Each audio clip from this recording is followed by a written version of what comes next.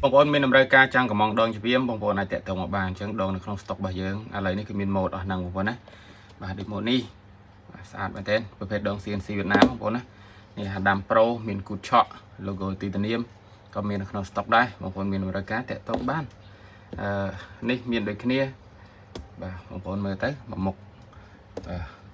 មុខគឺយើងមានស្តុកសម្រាប់បាទទុកជូនបងប្អូនយើងអានេះដងក្បាលចង7ពណ៌ហើយនេះក៏មានដែរបងប្អូនណានៅសល់ដូចជា2ដើមទៀតទេអានេះតម្លៃធូរបងប្អូនណាតម្លៃធូរប្រហែលនឹងដងចិនដែរបងប្អូនមានតម្រូវការដង